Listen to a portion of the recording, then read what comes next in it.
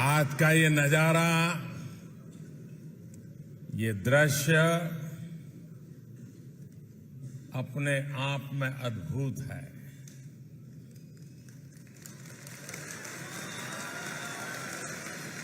ये उत्साह अभूतपूर्व है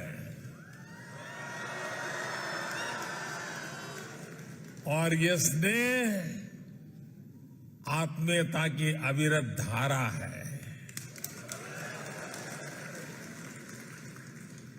ये स्वागत उल्लास से भर देने वाला है। देश से दूर जब मैं भारत माता की जय का आह्वान सुनता हूं, कहीं से आवाज आती है नमस्कार, तो ऐसा लगता है जैसे घर आ गया हूं।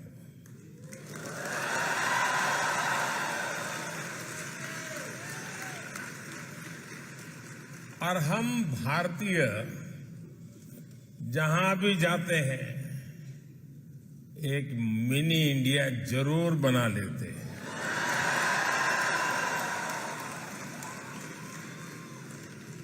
और मुझे आज बताया गया कि आज इस समारोह में बहुत लोग ऐसे हैं जो 11-11, 12-12 घंटे सफर करके यहां पहुंचे हैं।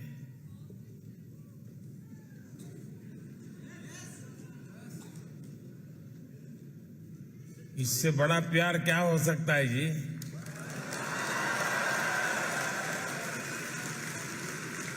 और हम जानते हैं कि टेक्नोलॉजी के जमाने में किसी के लिए भी घर बैठ करके मोबाइल फोन पर लाइव टेलीकास्ट सुनना कोई मुश्किल काम नहीं है। लेकिन उसके बावजूद भी इतनी बड़ी तादाद में इतने दूर से लोगों का आना, समय निकाल करके आना, और मेरे लिए तो ये एक बहुत बड़ा सौभाग्य का अवसर है कि मुझे आप सबके दर्शन करने का अवसर मिला है।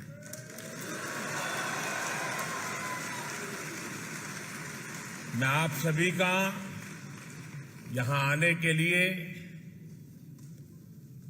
हृदय से बहुत बहुत आभार व्यक्त करता हूं।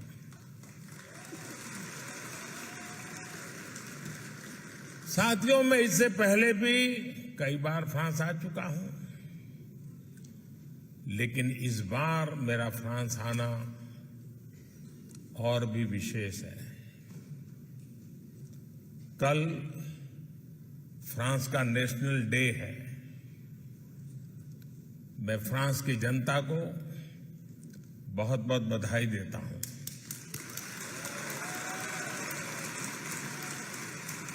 और इस महत्वपूर्ण अवसर पर मुझे आमंत्रित करने के लिए मैं फ्रांस के लोगों का हृदय से धन्यवाद करता हूं।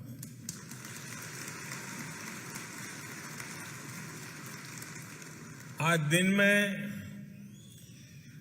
प्राइम मिनिस्टर एलिजाबेथ बोर्न मुझे एयरपोर्ट पर रिसीव करने आई थी।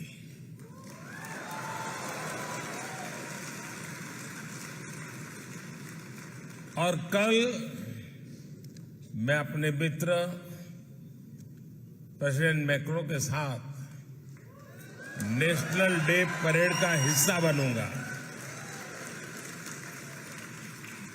ये आत्मीयता सिर्फ दो देशों के नेताओं के बीच नहीं है, बल्कि ये भारत फ्रांस की अटूट दोस्ती का प्रतिबिंब है, रिफ्लेक्शन है।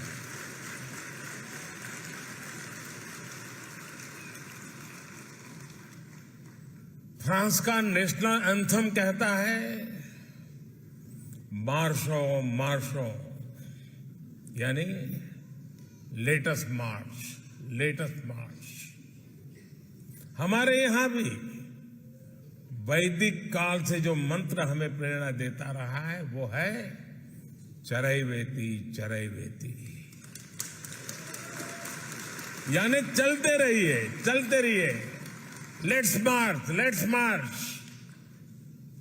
और यही भावना कल हमें नेशनल डे परेड में भी दिखाई देने वाली है। जल, थल, नभ में भारत की रक्षा करने वाली तीनों सेनाओं के जवान कल परेड में हिस्सा लेने वाले हैं।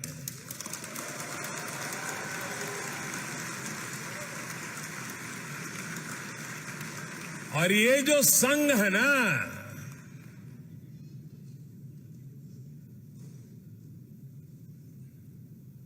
कुछ विशेष संघ है। संघ भी है, अलग अलग रंग भी है, और चारों तरफ उमंग भी है।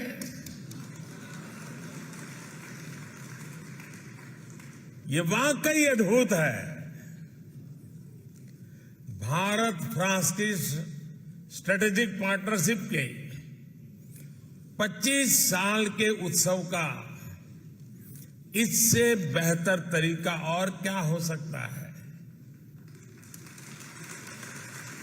साथियों, आज दुनिया नए वर्ल्ड ऑर्डर की तरफ बढ़ रही है। भारत का सामर्थ्य और भारत की भूमिका बहुत तेजी से बदल रही है। भारत इस समय G20 का प्रेसिडेंट है।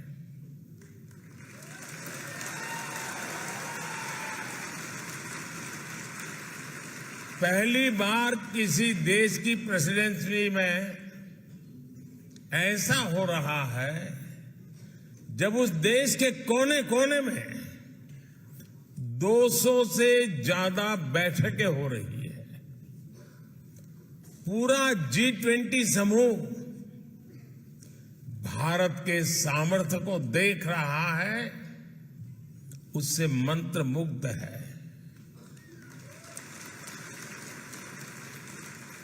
क्लाइमेट चेंज हो, ग्लोबल सप्लाई चेन हो, आतंकवाद हो, कट्टरवाद हो, हर चुनौती से निपटने में भारत का अनुभव, भारत का प्रयास दुनिया के लिए मददगार साबित हो रहा है।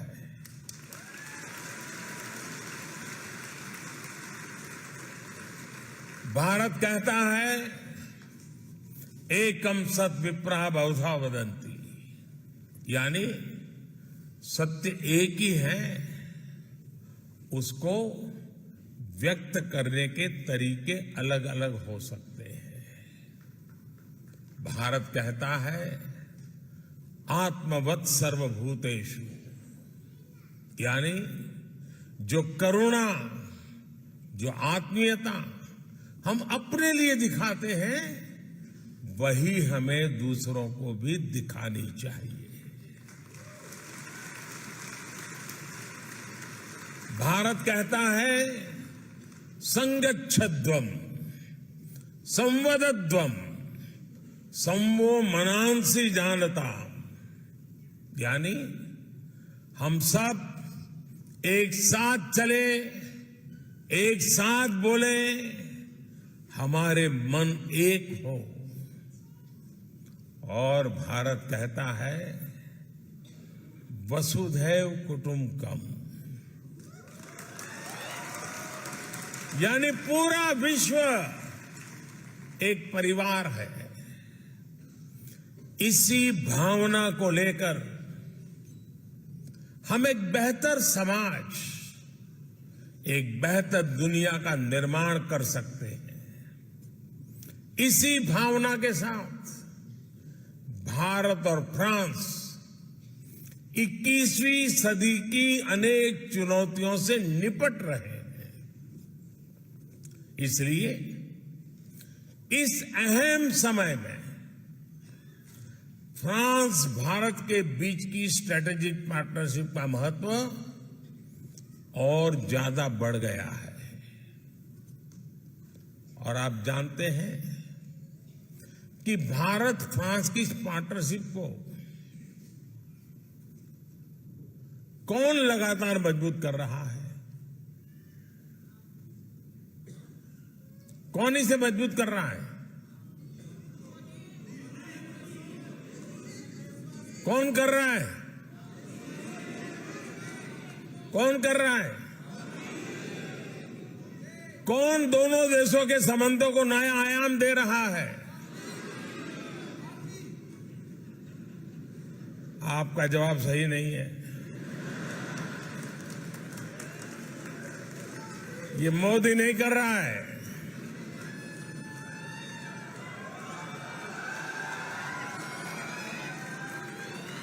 ये सब आप लोग कर रहे हैं।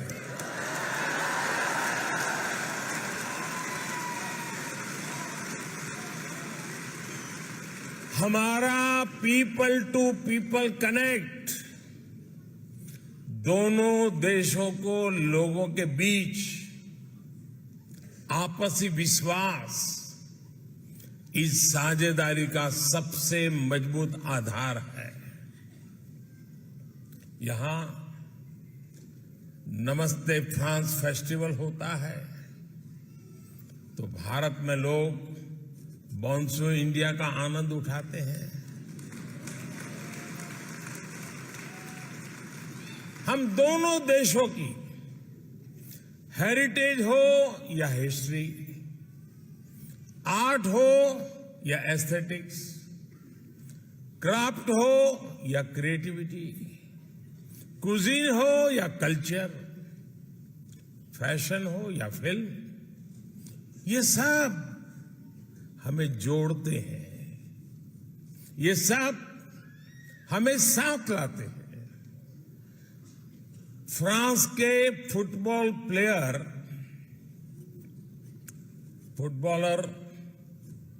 उनकी पॉपुलैरिटी तो आप इंडिया आकर के देखिए। किलियन मापे के जितने फ्रेंड्स फ्रांस में नहीं होंगे, उससे ज्यादा वो भारत के युवाओं में सुपरहिट है।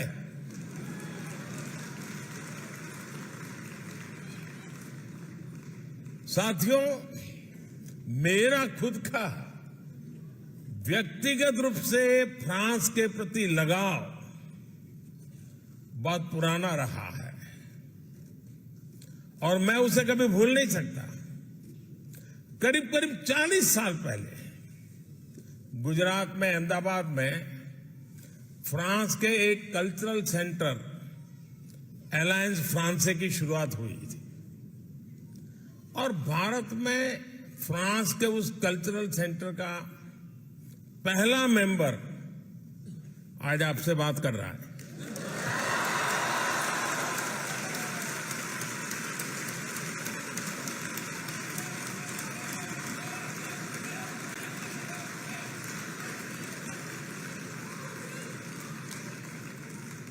और मजा इस बात की है कि कुछ साल पहले फ्रांस सरकार ने पुराने रिकॉर्ड में से मेरा वहां का आई कार्ड वो निकालकर उसका जेरोक्स मुझे दिया था और वो उपहार मेरे लिए आज भी अनमोल है। साथियों, भारत और फ्रांस के ऐतिहासिक रिश्तों पर कहने के लिए मेरे पास इतना कुछ है, बहुत लंबा समय निकल जाएगा। फिर आपका क्या होगा?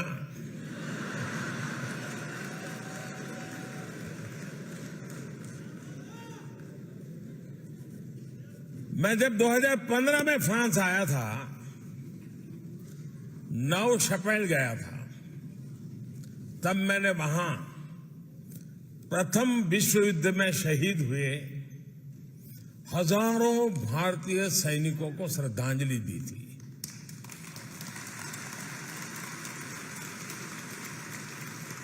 सौ साल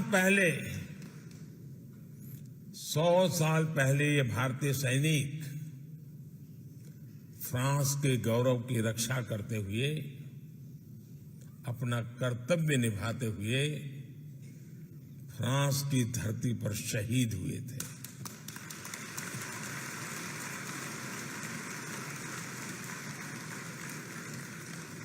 तब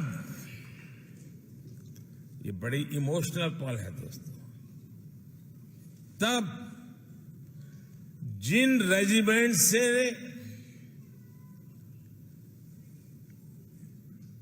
उन जवानों ने, उस रेजिमेंट के जवानों ने यहां युद्ध में हिस्सा लिया, उन्हीं में से एक पंजाब रेजिमेंट कल यहां नेशनल डे परेड में हिस्सा लेने जा रहे हैं।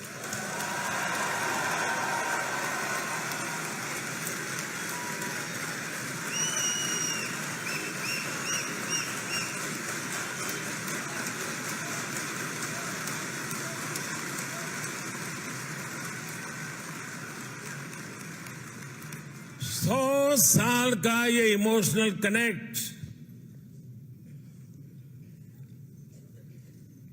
सर्वोच्च बलिदान देने की परंपरा किसी की भलाई के लिए, ये कितनी बड़ी प्रेरणा है दोस्तों। कौन हिंदुस्तानी होगा जिसको इस बात का गर्व न हो।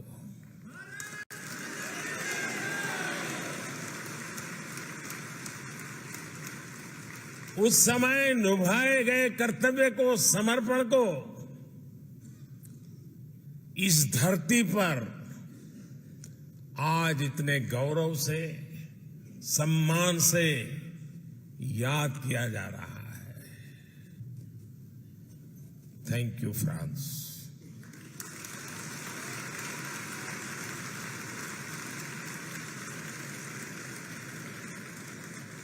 मुझे विश्वास है आज आप भारत फ्रांस के संबंधों को मजबूत बनाने के लिए जो कुछ कर रहे हैं, उस योगदान को मैं आपको बता रहा हूं, आपके लिए कह रहा हूं। आज आप जो कर रहे हैं उस कर्तव्य भाव को इतिहास में स्वर्ण अक्षरों में लिखा जाएगा।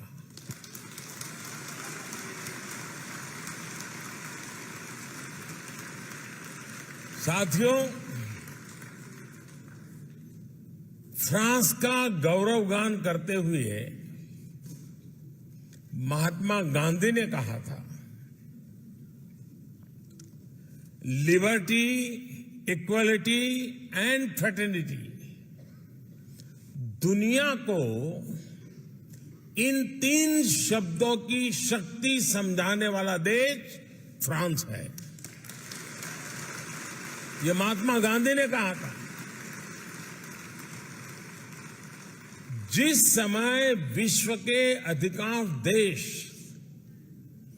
भारत को सिर्फ आधिपत्य जमाने की दृष्टि से देखते थे, तब नोबेल पुरस्कार विजेता रोमा रोना ने कहा था, India is the mother of our civilisation.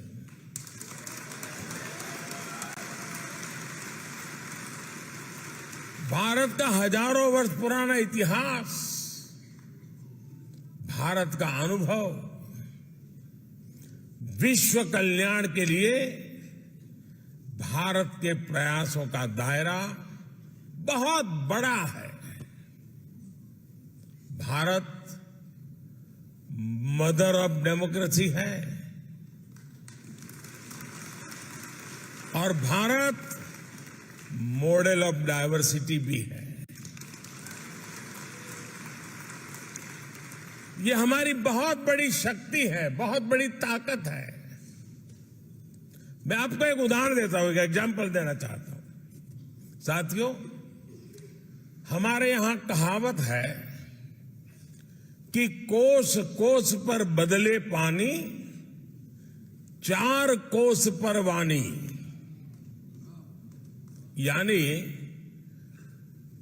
हर कुछ दूरी पर भारत में पानी का स्वाद बदल जाता है और वाणी यानी लैंग्वेज भी बदल जाती है।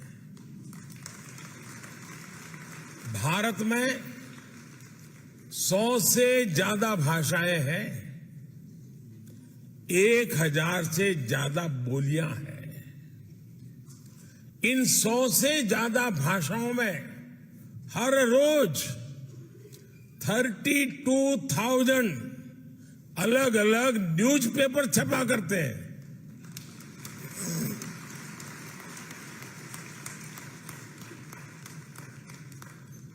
इन 100 से ज्यादा भाषाओं में 900 से ज्यादा न्यूज ब्रॉडकास्ट यानी चैनल्स पर, टीवी पर न्यूज ब्रॉडकास्ट होते हैं।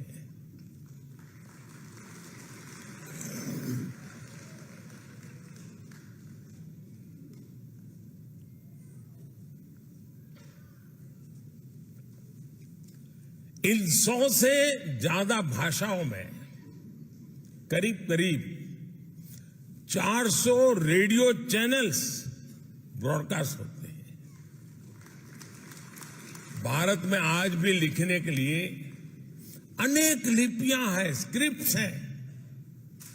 हमारे लिए ये गर्व की बात है कि भारत अपनी इस महान परंपरा को आज भी जीवंत बनाए हुए है। भारत के स्कूलों में, भारत के अलग अलग कोनों में करीब करीब 100 भाषाएं पढ़ाई जाती हैं और बहुत से लोगों को ये पता नहीं होता कि दुनिया की सबसे पुरानी भाषा तमिल भाषा है।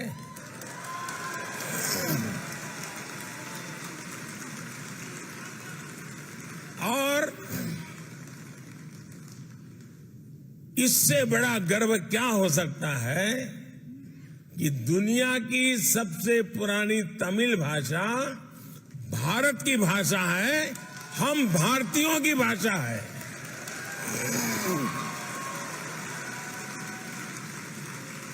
और साथियों, भारतीय भाषाओं की इस डायवर्सिटी का आनंद अब दुनिया भी ले रही है। कुछ दिन पहले आपने देखा होगा, टेनिस लीजेंड रॉजर फेडरर को विंबलडन ने थलाइवा कहा था।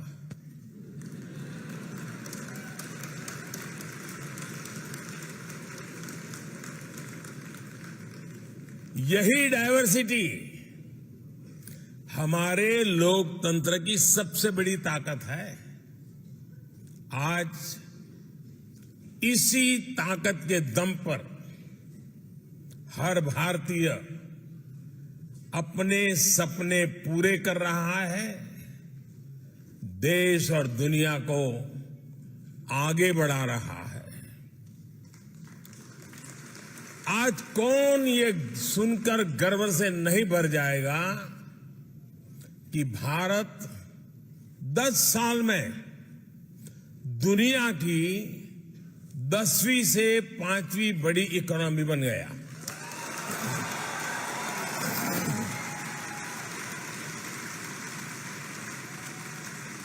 और ये गर्व सिर्फ भारतीयों को ही नहीं होता है, आज पूरी दुनिया ये विश्वास करने लगी है कि भारत को $5 ट्रिलियन इकोनॉमी बनने में देर नहीं लगेगी।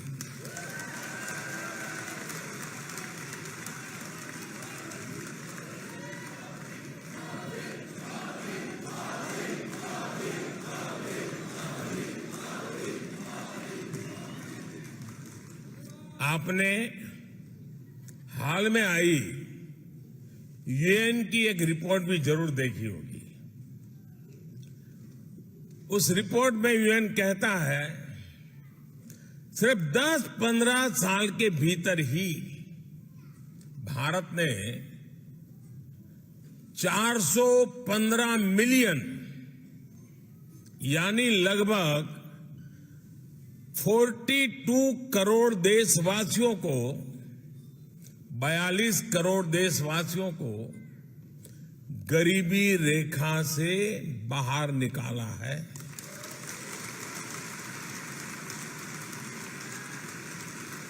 आप कल्पना कर सकते हैं 415 मिलियन 415 मिलियन यानी ये पूरे यूरोप की पॉपुलेशन से भी ज्यादा है।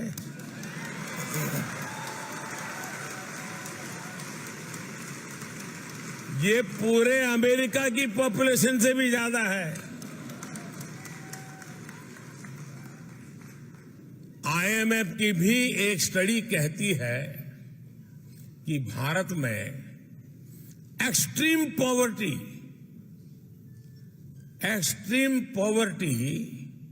अब खत्म होने के कगार पर है।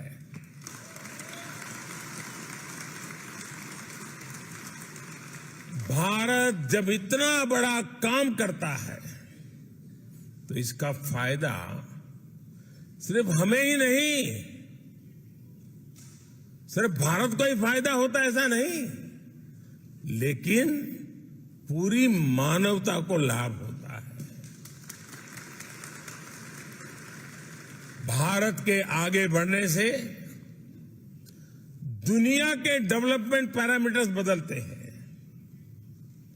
उनमें सुधार में उछाल आ जाता है और दुनिया के दूसरे गरीब देशों को भी विश्वास आता है कि हां, हालात बदल सकते हैं, गरीबी दूर हो सकती है। साथियों, फ्रांस की ये धरती इस बात की गवाह है कि किसी भी देश में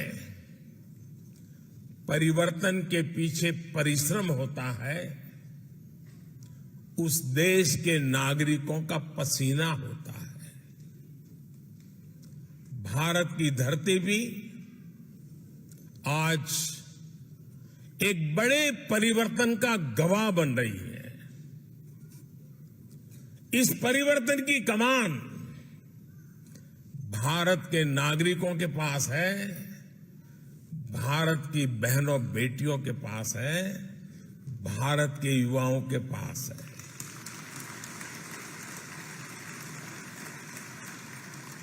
आज पूरा विश्व भारत के प्रति नई उम्मीद, नई आशा से भरा हुआ है। ये आशा, ये उम्मीद ठोस नतीजों में बदल रही है और इसकी एक महत्वपूर्ण ताकत है भारत का ह्यूमन रिसोर्स। ये ह्यूमन रिसोर्स संकल्पों से भरा हुआ है, साहस करने की वृत्ति वाला है।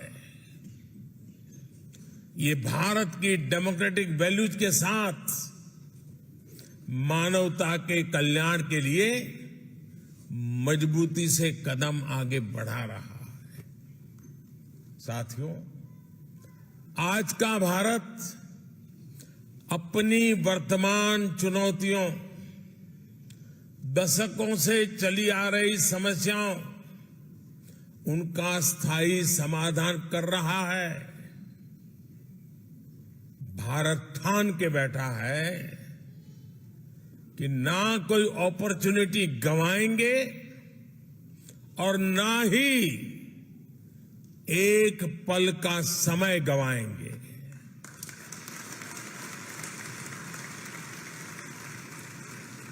हम पूरी ताकत से देश के भविष्य को उज्जवल बनाने, आने वाली पीढ़ियों के भविष्य को उज्जवल बनाने में जुटे हैं।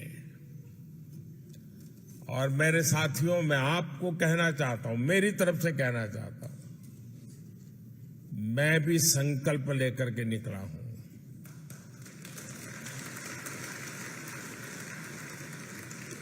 शरीर का कण कण और समय का पल पल सिर्फ और सिर्फ आप लोगों के लिए है, देशवासियों के लिए।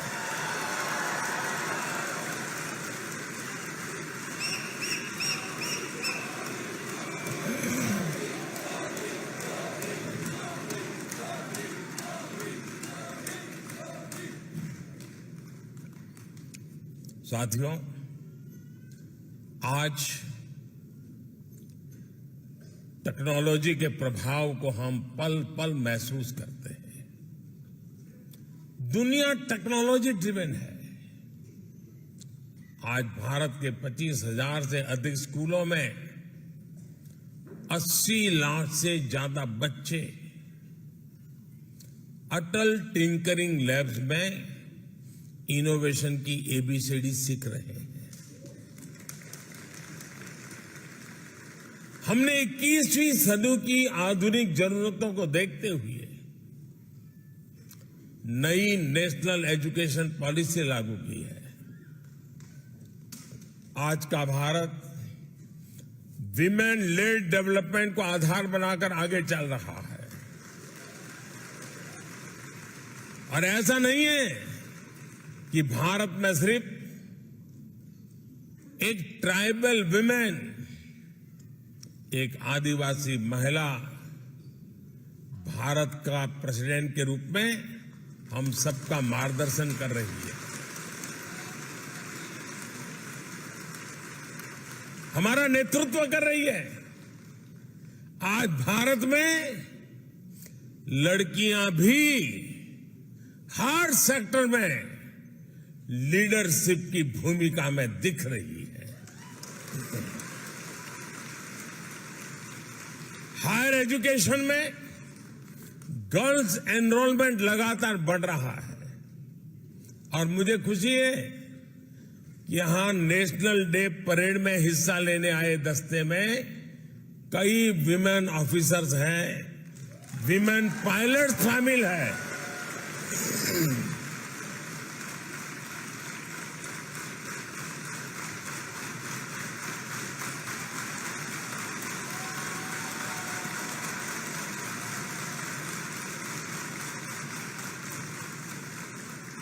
साथियों, 21वीं सदी की दुनिया टेक्नोलॉजी और टैलेंट के दम पर ही आगे बढ़ेगी। भारत और फ्रांस के बीच साझेदारी का ये बहुत बड़ा आधार है। हमारा स्पेस प्रोग्राम इसका प्रमाण है। थुम्बा में जब साउडिंग रॉकेट स्टेशन के निर्माण की बात आई तो फ्रांस ही था जो मदद के लिए आगे आया। उसके बाद से हम दोनों देशों ने स्पेस सेक्टर में बहुत लंबा सफर तय किया है। आज हम एक दूसरे के सैटेलाइट्स लॉन्च कर रहे हैं और आपको खुशी होगी,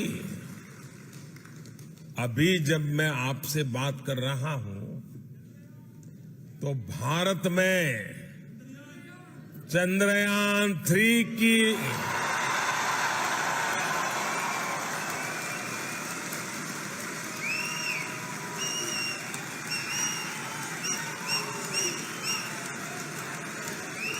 चंद्रयान-3 की लॉन्चिंग के लिए रिवर्स काउंटिंग की गूंज सुनाई दे रही है।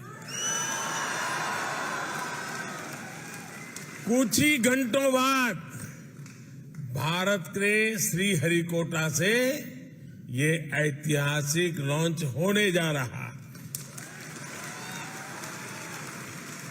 साथियों, स्पेस की तरह ही ऐसे अनेक सेक्टर्स हैं जिसमें भारत और फ्रांस की पार्टनरशिप दुनिया को नई दिशा देने में मदद कर सकती है।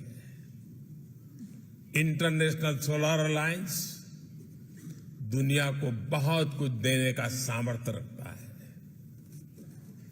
अब ऐसी पार्टनरशिप हम clean energy,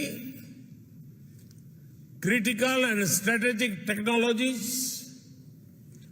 clean transportation, electronics and communications, circular economy, health and nutrition, ऐसे कई सेक्टर में, हर सेक्टर में सशक्त करने का काम साथ मिलकर कर रहे हैं। बहुत कम लोगों को पता होगा, भारत और फ्रांस मिलकर बहुत लंबे समय से आर्कियोलॉजिकल मिशन पर भी काम कर रहे हैं और इसका विस्तार चंडीगढ़ से लेकर लद्दाख तक फैला हुआ है। साथियों, भारत फ्रांस पार्टनरशिप को मजबूत करने वाला एक और सेक्टर है डिजिटल इंफ्रास्ट्रक्चर। ये इंडस्ट्री 4.0 उसका भी बहुत बड़ा आधार है। आज दुनिया का, और आपको जरूर गर्व होगा ये सुन करके, आज दुनिया का 46% real time digital transaction Bharat में होता है।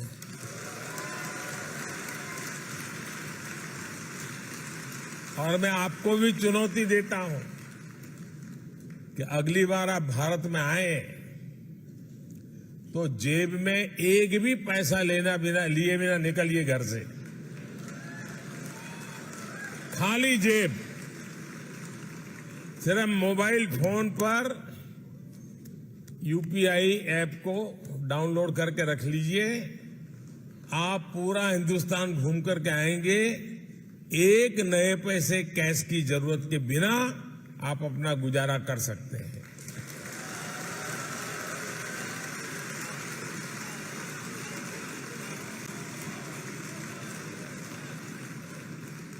आज भारत में banking service 24/7 any time anywhere लोगों की फिंगर टिप पर है। डायरेक्ट बेनिफिट ट्रांसफर गवर्नेंस का हिस्सा बन चुका है। भारत का यूपीआई हो या फिर दूसरे डिजिटल प्लेटफॉर्म्स, ये देश में बहुत बड़ा सोशल ट्रांसफॉर्मेशन लाए हैं। और मुझे खुशी है कि भारत फ्रांस इस दिशा में भी मिलकर काम कर रहे थे। फ्रांस में भारत के यूपीआई के उपयोग को लेकर भी समझौता हो गया है।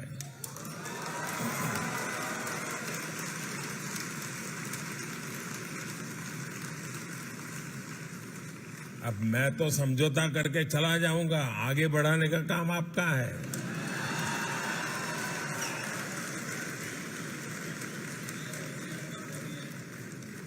साथियों, आने वाले दिनों में इसकी शुरुआत आईफेल टावर से की जाएगी। यानी अब भारतीय टूरिस्ट मोबाइल ऐप के जरिए आईफिल टावर में रुपये में भुगतान कर पाएगा।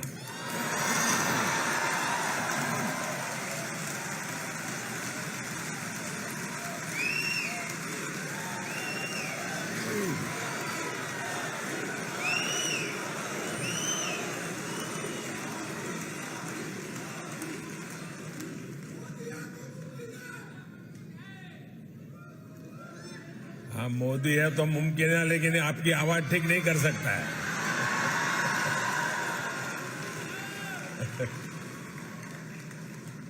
साथियों, अब से कुछ देर बाद यहां, कुछ हफ्ते महीने लग सकते हैं, यहां सरजी प्रीफेक्चर में भारत के महान संत तिरुवल्लुवर जी की प्रतिमा स्थापित की जा रही है।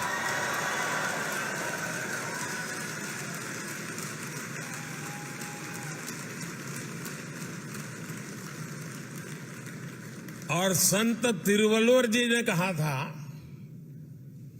इंद्रू पौड़ुदिन पेरित उवक्कुम तन मगैने चांद्रोन एनकेट ताय।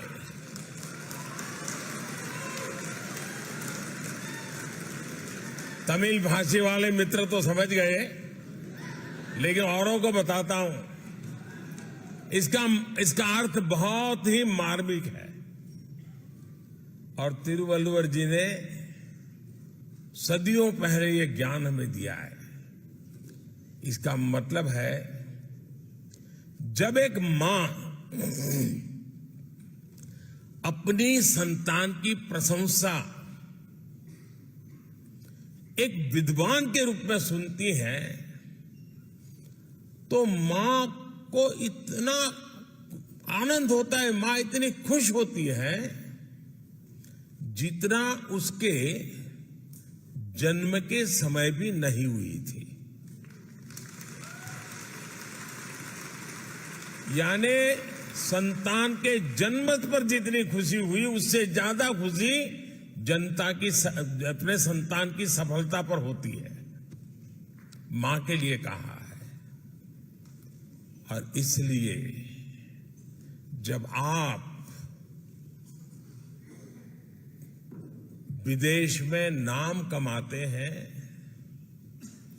जब दुनिया आपकी प्रशंसा करती है, तो मां भारती को भी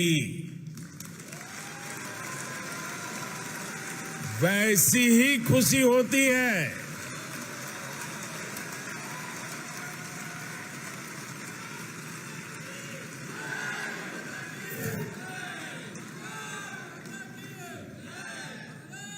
विदेशी धरती पर मां भारती को अपने हृदय में रखने वाली मां भारती के हर संतान को मैं भारत का ब्रांड एम्बेसडर मानता हूं। आप भारत के राष्ट्रदूत हैं। मैं जानता हूं कि भारतीय कहीं भी रहे, लेकिन अपना दिल भारत के लिए भी धड़कता है।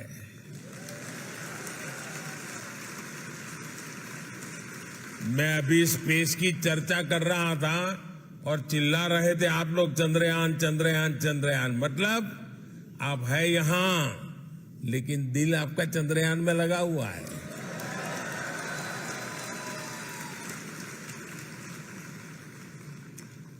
इसलिए ही फ्रांस सहित पूरी दुनिया में फैला हुआ हमारा जो इंडियन डायस्पोरा है, उस इंडियन डायस्पोरा ने रेमिटेंस का नया रिकॉर्ड बना दिया है। आप लोगों ने नया रिकॉर्ड बनाया है। बताऊं आपको? आपको पता नहीं है ना? हाँ। कोई बात नहीं, आपके पराक्रम के गीत भी मैं गाता रहता हूं।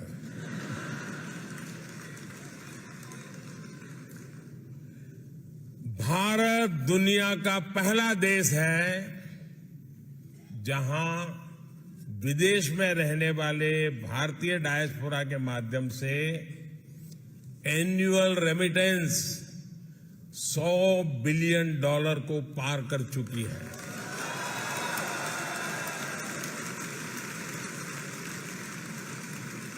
और खुशी की बात है कि आपका ये योगदान निरंतर बढ़ रहा है। लेकिन मेरा आपसे एक और आग्रह है। मैं आपसे आग्रह तो कर सकता हूं ना?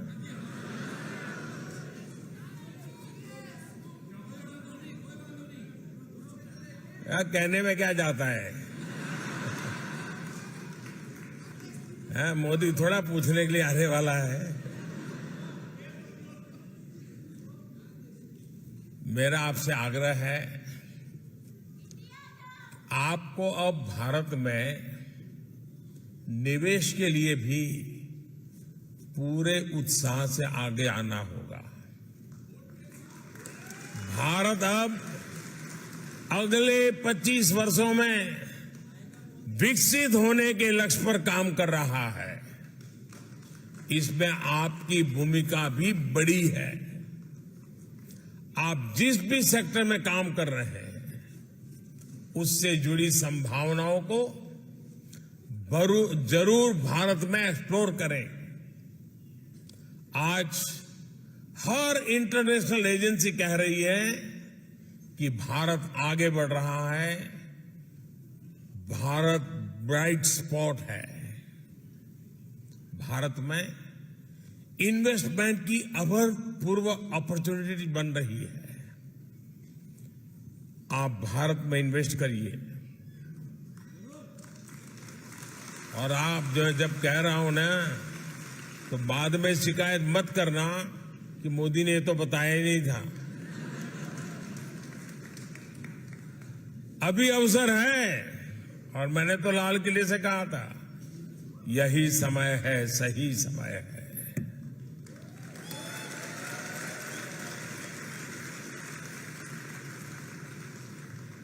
और जो पल जल्दी पहुंचेगा वो ज्यादा लाभ उठाएगा, जो देर से आएगा वो इंतजार करेगा। अब मौका लेना, कितना जल्दी लेना है, आप पर मैं छोड़ देता हूं। साथियों, इसलिए आइए और भारत में निवेश करिए। भारत सरकार विदेशों में बसे या काम कर रहे भारतीयों की सुविधा और सुरक्षा, इसके लिए भी पूरी तरह कमिटेड है। जंग का मैदान हो या फिर प्राकृतिक आपदा, भारत अपने नागरिकों को संकट में देखकर सबसे पहले एक्शन में आता है। यूक्रेन हो या सूडान, यमन हो या अफगानिस्तान, इराक हो या नेपाल, हमने भारतीयों की सुरक्षा के लिए पूरी ताकत लगाई है। विदेश में रह रहा हर भारतीय हमारे लिए उतनी ही प्राथमिकता है जितना हिंदुस्तान में रहने वाला मेरा देशवासी है।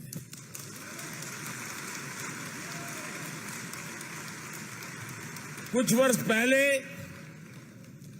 जब नीति आयोग बना तो हमने इंडियन डायस्पोरा के सामर्थ्य और योगदान को उचित स्थान दिया है। इसमें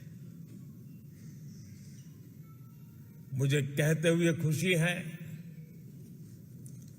कि रीयूनियन आइलैंड में ओसीआई कार्ड को लेकर जो दिक्कतें थी, अब वो दूर हो गई है। अब वहां ओसीआई कार्ड इश्यू होने लग गए हैं। अब हम कोशिश कर रहे हैं कि मार्टिनिक और ग्वादेलूप में भी इसका समाधान निकाला जाए। साथियों, फ्रांस सहित अनेक देशों में अनेक साथी ऐसे हैं जो एकेडमिक से जुड़े हैं, रिसर्च से जुड़े हैं, टीचर है, प्रोफेसर्स हैं। मैं जब विदेश में ऐसे एकेडमिशियंस और प्रोफेशनल से मिलता हूं तो वो भी अक्सर कहते हैं कि उनके पास जो अनुभव है, ज्ञान है, एक्सपीरियंस है, उसे भारत के साथ कैसे जोड़ सकते हैं। और मैं आपको एक खुशखबरी देता हूं, इनकी इस इच्छा को भी हमने मान रखा है। ऐसे साथियों के लिए भारत के इंस्टीट्यूशंस में पढ़ाना अब आसान किया गया है। पिछली बार जब मैं फ्रांस आया था तब तय हुआ था कि फ्रांस में पढ़ने वाले भारतीय स्टूडेंट्स को 2 साल का पोस्ट स्टडी वर्क वीजा दिया जाएगा।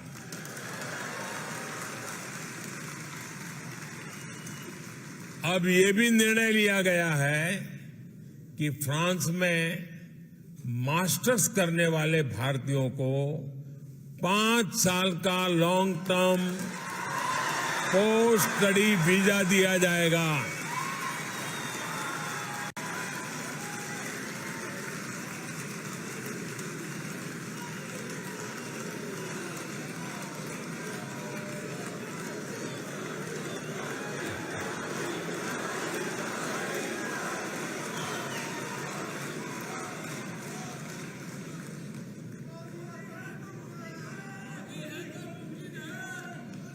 भारत सरकार ने फ्रांस सरकार की मदद से मार्से में नया कॉन्सुलेट खोलने का भी फैसला किया है।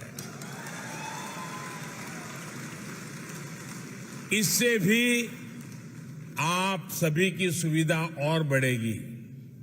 साथियों, मेरा फ्रांस के अपने दोस्तों से, यहां के नागरिकों से एक और आग्रह भी है।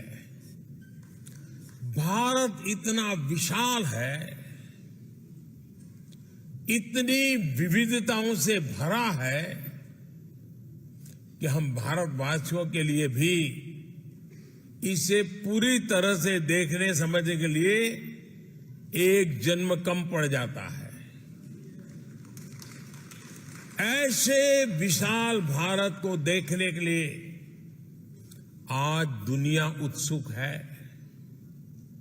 आपको अपने इंटरेस्ट का कुछ ना कुछ भारत में अवश्य मिलेगा।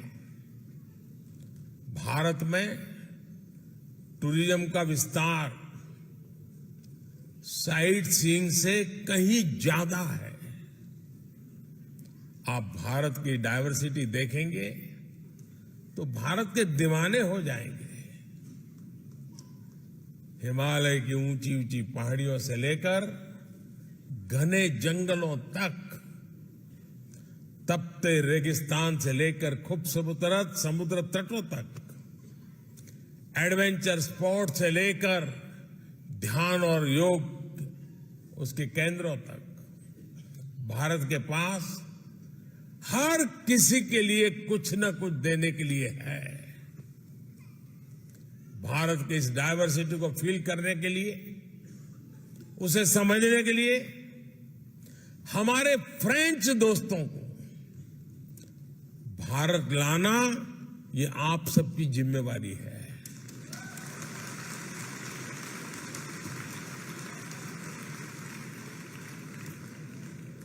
आप जितनी ज्यादा मदद उनकी करोगे वो ज्यादा आएंगे। मेरे भारत के आप मेरे भाई बहन, मेरे इंडियन डायस्पोरा इस काम को बखूबी कर सकते हैं। जिस तरह मोबाइल में या कंप्यूटर में एक्सेस कोड या पासवर्ड डालने के बाद एक नई दुनिया खुल जाती है, वैसे ही इंडियन डायस्पोरा भारत का एक्सेस कोड है, पासवर्ड है।